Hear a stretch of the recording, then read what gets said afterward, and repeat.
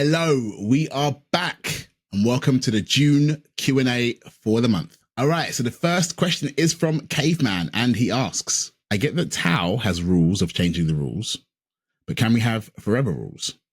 Is forever immutability a stronger thing in Taunet than other chains? Over to you, Ohad. Well, you can have forever rules, so that's the rule of changing the rule. So you can say, if the new rule does not entail something, then this new rule is rejected. And that's how you keep something forever.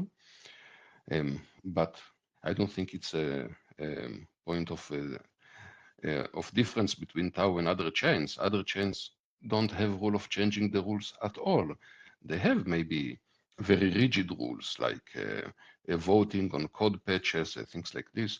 But you cannot change the rules, let alone change the rules of changing the rules in its full generality, like in Tau. All right, fantastic. And the next question is from Antbully, and they ask, when does Tau's logic validate its readiness for mainnet? Over to you, Karim. So at the present stage, we're focusing on supporting the Tau testnet with all the necessary features, such as bit vectors and tables. For mainnet, it's really a matter of performance considerations.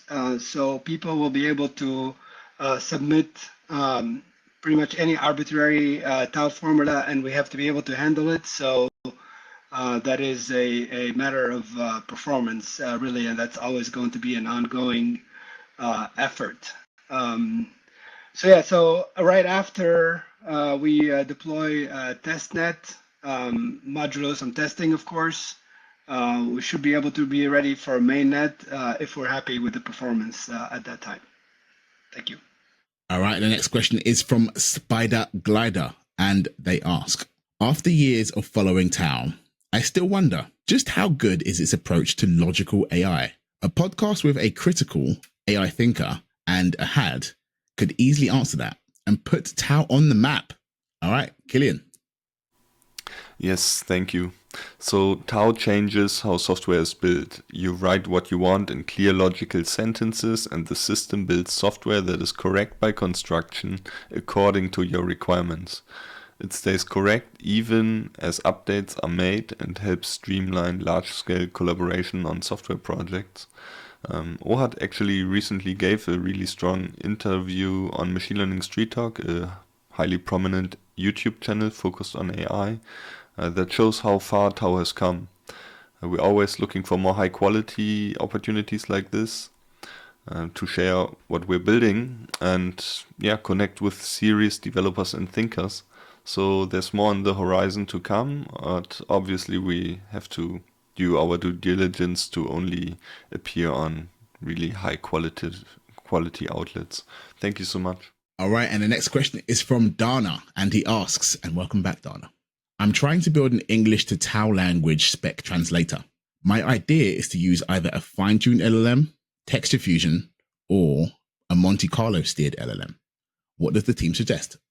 Well, there are so many ways to go about it that I guess anything goes. Yeah, I guess it's worth trying alongside other methods, each with their pros and cons, like expressiveness or accuracy. But go for it. All right.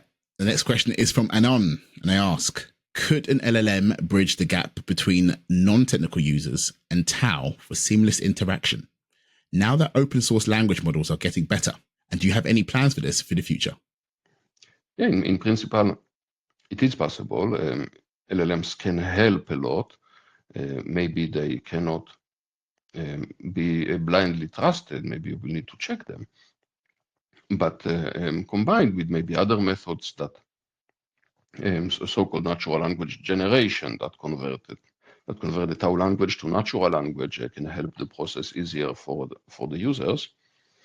And yes, we definitely think about it, but not that much for now. Now we are in the race of releasing the blockchain, and afterwards we can think about the natural language support. All right, and the next question is from Marquise. Are you concerned that Taunet might struggle to attract developers because it is new and built on a logic that's unfamiliar to most developers? All right, Thank you so much for your question, Marquise. Well, ultimately, developers are going to need to use Tau language if they want to get the benefits of a user-controlled blockchain. There are other projects that have their own languages as well. For example, Ethereum Solidity, and people use that just fine. But ultimately, Tau language does things very differently, and it brings completely new features, really important features. Hopefully these features are important to you as well. But the world of formal methods that we're in is also a very, very big world. So there's lots of developers and engineers that are already familiar with formal methods and formal specification and so on. But we're going to make it a lot easier to use Tau language over time. For example, the ability to use controlled natural languages. And on top of that, the ability to use natural language.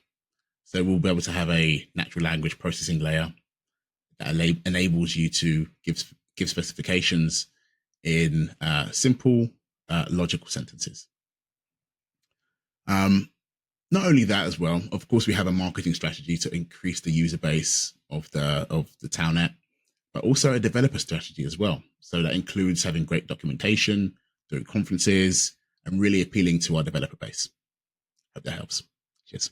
All right. And the next question is from Harry, and they ask, do you think TauNet will make other public blockchains like Solana or Ethereum obsolete, or will they rather utilize the power of Tau? Yes, I believe that Tau will make all blockchains obsolete, because anything that any other blockchain does, Tau can also do, because it can change itself and redefine itself. It can become anything the users want it to become. And that's why I call it the end game of all blockchains. It will be one blockchain to rule them all, always, because of its evolution abilities. And I don't think other blockchains will use the Tau technology, because the Tau technology is patented. They cannot simply use it. And the last question is from Philly. How do transactions on TauNet fundamentally redefine what's possible on a blockchain compared to the limited scope of traditional token transfers? Luca, over to you. Thank you for the question. As part of a transaction on the Tau blockchain, you can submit a Tau specification. And a Tau specification is basically a piece of code that contains some behavior, so to speak. And this specification is then automatically integrated into the current blockchain using a special language called pointwise revision.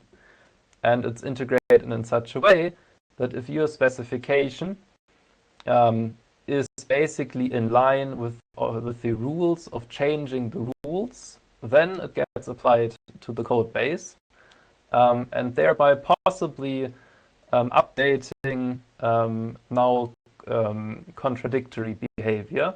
And as a result, the emerging specification is always runnable and always adheres to the rules of changing the rules. And for this reason,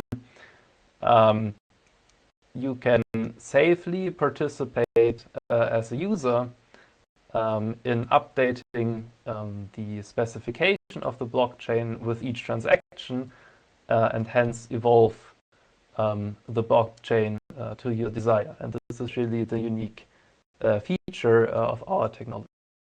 All right, that wraps it up for the June update, and that's the Q&A wrapped. Thank you so much for tuning in. Thank you for all of your questions. You can catch us on our socials. That's Tau_net on X. That's TauNet Agrs on Reddit. And that's TauNet on Telegram.